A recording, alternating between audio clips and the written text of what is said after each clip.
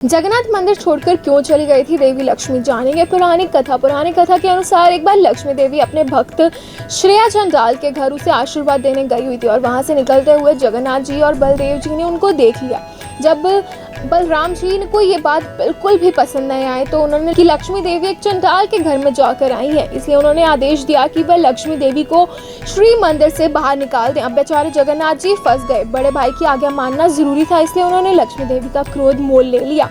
आखिर लक्ष्मी देवी अपने सारे ऐश्वर्य और सेवकों के साथ मंदिर छोड़कर चली गई। अब अगले दिन सुबह बलदेव जी प्रातकालीन भोग की प्रतीक्षा कर रहे थे, लेकिन कोई भी भोग नहीं आया। उन्होंने जगन्नाथ जी से पूछा कि क्या बात है, आज भोग लाने में इतना विलंब क्यों हो रहा है? तो जगन्नाथ जी ने अपने पेट पर हाथ रखकर उदास मुख से उत्तर दिया, भैया आज से कोई भी भोग नहीं आएगा, क्योंकि लक्ष्मी देवी अपने सेवकों के साथ ये मंदिर छोड़कर चली गई है। जब बलराम जी ने ये सुना तो उन्होंने सोचा, अच्छा चलो कोई बात नहीं, अच्छी बात है, अगर लक्ष्मी देवी ने भूल की है तो पश्चाताप तो करना ही पड़ेगा।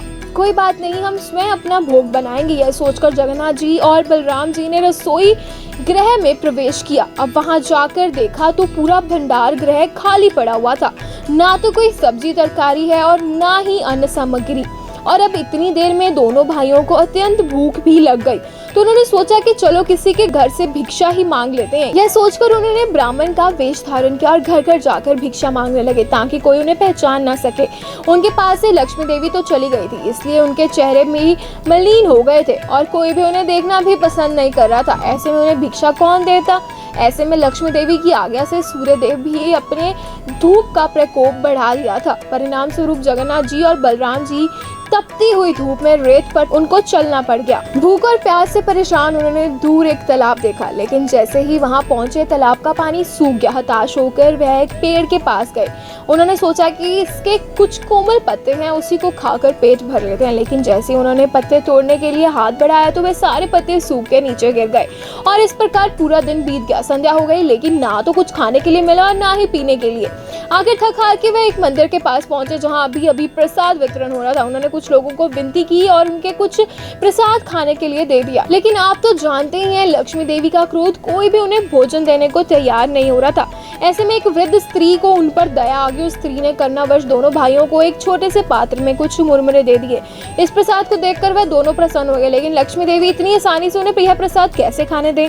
जैसे ही उन्होंने इस प्रसाद को लेने के लिए हाथ उठाए, उसी समय तेज हवा बरसने लगी और सारा प्रसाद उड़कर बिखर गया। आखिर वह दोनों भाइयों ने थक हार कर किसी से पूछा कि भाई हमें बहुत भूख लगी है, क्या हमें बता सकते हैं कि इस समय हमें कहाँ भोजन मिल सकता है? तो किसी ने उनसे कहा, अवश्य, वो देखिए वो चांद डालों का गांव है, वहाँ एक बड़ी करुणामय स्त्री रहती है, वह पुण्यशाली और दानी भी है, ये वह अवश्य आपको भोजन देगी। ऐसे सुनकर जगन्नाथ और बलराम जी उस गांव में उस स्त्री के घर गए। स्त्री ने प्रेम पूर्वक उनका आदर सत्कार किया और उनसे कहा कि वह अभी उनके लिए भोजन बना कर ला रही है, लेकिन अब देखिए ये तो हमारे बलराम जी हैं, जिनकी इच्छा नहीं थी कि वह उनके हाथ से बना हुआ खाना खाएं, इसलिए उन्होंने उस स्त्री को कहा कि नहीं, अपना भोजन हम स्वयं ही पकाएंगे, इसलिए आप हमारे कृपा करें, हमारे लिए भोजन तैयार करने की व्यवस्था कर दीजिए। स्त्री ने कहा कि ठीक है, जैसी आपकी इच्छा। यह कहकर उसने घर में एक स्थान का चूल्हा बना कर दिया, स्वच्छ और नए बर्तन लाकर रखे और बलराम जी की इच्छा अनुसार सारी व्यवस्था कर दिया। बलराम जी ने जगन्नाथ जी से कहा कि तुम भोजन बनाओ, मैं स्नान करके आता हूँ।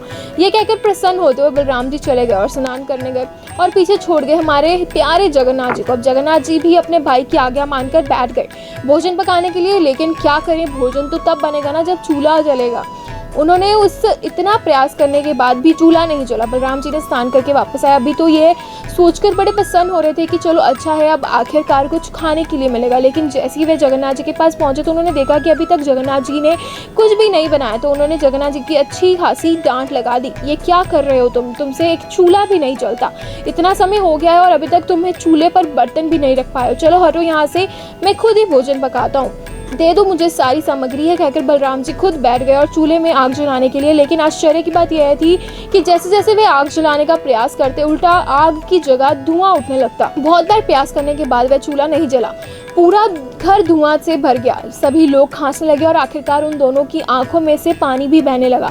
अब तक हार के जगन्नाथ जी और बलदेव जी ने उनके उस घर में स्त्री को से कहा कि कुछ खाने के लिए उन्हें दे दे। उस वह स्त्री ने उन दोनों भाइयों के लिए भोजन लेकर आई।